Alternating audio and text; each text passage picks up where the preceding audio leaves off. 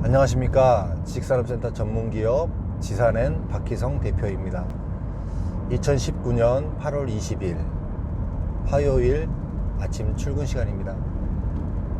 첫 번째 영상을 마치고요. 두 번째 영상을 또 생각나는 게 하나 있어서 더 찍고 있는데, 제 지금 이제 출퇴근길의 이 영상은 제가 여태까지 지식산업센터를 분양해 오면서 알고 있는 전문적인 지식들과 저의 소견들을 이렇게 가감없이 보여주고 있습니다. 그렇기 때문에 이렇게 어떤 편집이나 대본 없이 이렇게 찍고 있습니다. 그래서 이제 수치적으로 어떤 내용을 보여준다든지 이런 부분들이 사실은 좀 부족해서 얼른 이해가 안 되실 수도 있습니다. 이런 부분들을 위해서 제가 이제 자료를 좀 더 디테일하게 만들고 준비를 해서 PPT 형태로도 좀 이렇게 지식산업센터를 좀 표현해 드리려고 하는데, 그 과정에 이제 어제 제가 이제 지식산업센터에 대해서 좀 자료를 만들던 중에 전체적인 기업체를 조사를 좀 한번 했습니다. 제가 이제 늘 제 영상에서 이야기하는 것 중에 하나가 지식산업센터는 기업체의 전유물이다.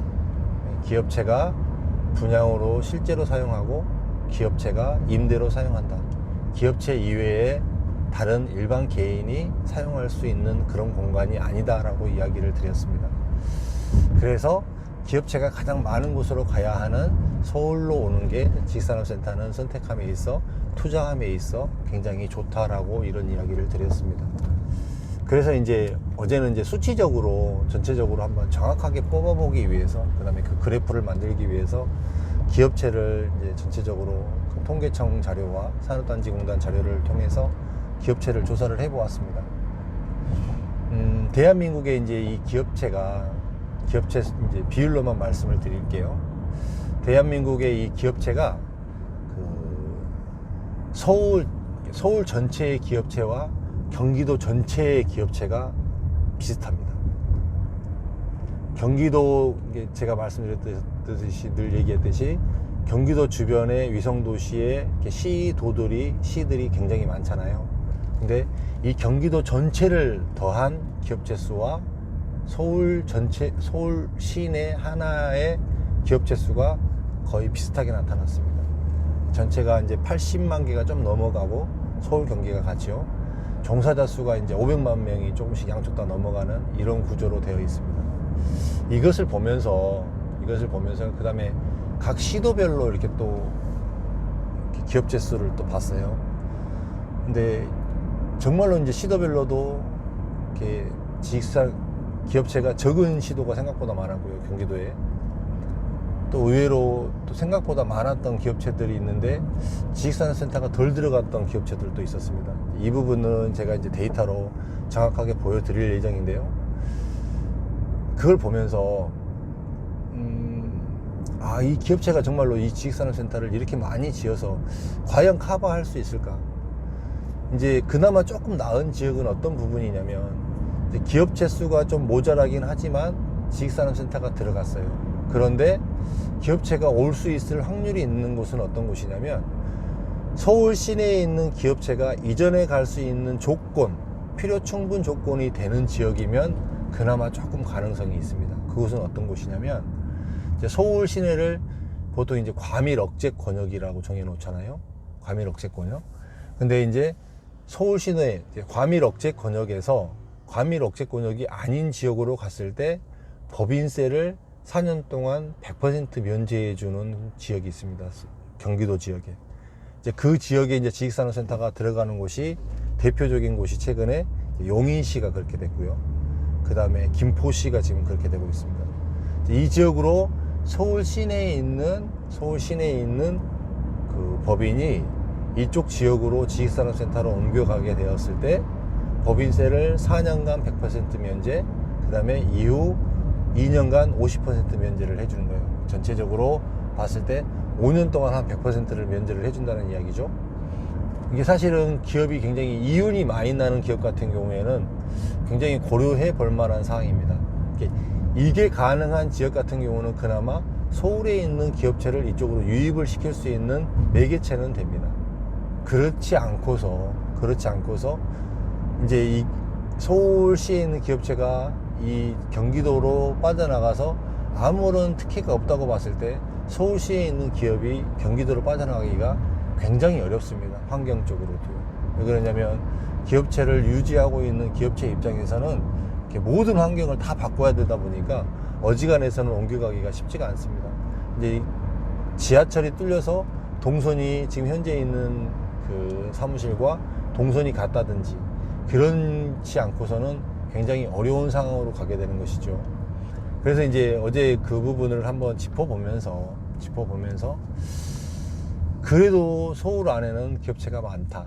근데 경기도는 생각보다 기업체가 굉장히 적음에도 불구하고 최근에 이제 이 지식산업센터가 그 주거 지역을 너무 눌러버리는 반면으로 인해서 이 사업 시행하는 사람들이 지식산업센터에 대해서 사업으로 많이 돌아왔다. 그래서 굉장히 공급이 많아졌다.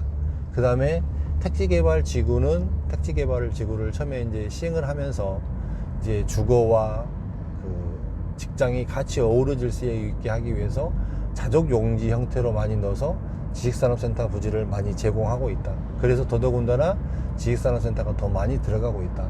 그 다음에 모든 지자체에서 또 그 지자체장들의 지적사업으로서 으뜸으로 꼽고 있는 것들이 지식산업센터가 되고 있다. 그 이유는 그 기업체를 유치를 해서 세수 확보에 유리하고 세수 확보를 함으로 인해서 관할 지자체가 더욱더 윤택해질 수 있다라고 하는 이 로망 때문에 지자체, 그 다음에 그 사회적인 분위기, 그 다음에 그 개발 사업자들이 다른 개발을 할 수 없는 이런 환경적인 요인들 때문에 그 지식산업센터가 지속적으로 늘어가고 있음에도 불구하고 결정적으로 이 지식산업센터는 기업체가 사용을 해야 하는데 기업체가 턱없이 모자라고 기업체가 지식산업센터로 다 유입될 수가 없다.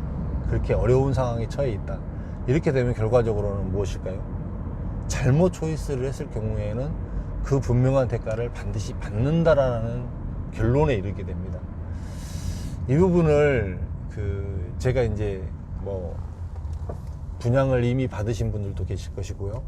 분양을 받으신 분들은 분명히 검증해보고 싶으셔서 내가 여기를 샀는데 괜찮을까라는 이런 검증이 필요해서 분명히 서치를 하고 내용을 파악하실 분들이 계실 겁니다. 잘했다 잘못했다라고 이야기하기는 지금 저는 좀 그렇고요. 제가 이야기하기는 분명히 이제 이런 부분들 때문에 많이들이 이제들 더 이렇게 상황이 앞으로는 어떻게 되어질지에 대해서 많은 부분들이 예견이 사실은 저는 됩니다. 예견이. 그런데 좀 미리 이 부분을 이렇게 투자를 하시기 전에 서치를 하시고 스터디를 하시고 그리고 투자를 하셨어야지. 이제 모든 것들을 다 정리를 해놓고 난 다음에 그리고 나서 이렇게 투자에 대해서 검증을 해본다는 것 자체가 돈을 투자를 하고 나의 자산을 투자를 했기 때문에 굉장히 그건 잘못된 발상이라고 생각이 됩니다. 좀 이렇게 잘못 선택하셨을 경우에는 그 분위기가 남아 있다고 하면, 그 다음에 분양 분위기가 남아 있고, 그 다음에 그 지역이 그 공급이 과잉됐다라는 게 좀 감지가 된다고 하시면 빨리 좀 전매를 통해서라도 빨리 정리를 해버리고 다른 지역을 초이스를 하는 것도 방법일 수 있다라고 생각이 됩니다. 사실은 이제 동탄 지역에서 그렇게 좀 되게 제가 어디를 샀는데 동탄 지역을 투자를 했는데 어떻게 보십니까? 라고 이야기를 하길래 가능하고 팔 수 있다고 하시면 뭐 팔고 나오시는 것도 괜찮은 방법이다. 저는 충분히 그렇게 조언을 드렸는데 그게 결국은 또 이렇게 안 됐던 부분들이 몇 분 계신 것 같더라고요. 그래서 그런 부분들이 또 차후에도 나타날 수 있는 현장들이 더러 보이기 때문에 좀 조심스러워서 사실은 이런 부분들을 또 찍고 있습니다.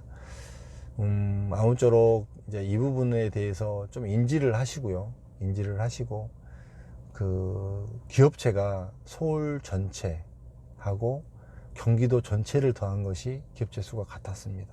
과연 어디를 투자를 해야 되는지에 대해서는 스스로들 판단을 한번 해보시고 스터디를 좀 하시면 좀 정확한 답이 나오지 않을까라는 생각이 듭니다. 궁금하신 부분은 좀 댓글로 남겨주시면 제가 좀 성심성의껏 답을 달아드리도록 할 테니까요. 그렇게 해서 좀 잘 선택들을 하셨으면 좋겠습니다. 오늘 영상은 여기서 마치도록 하겠습니다. 감사합니다.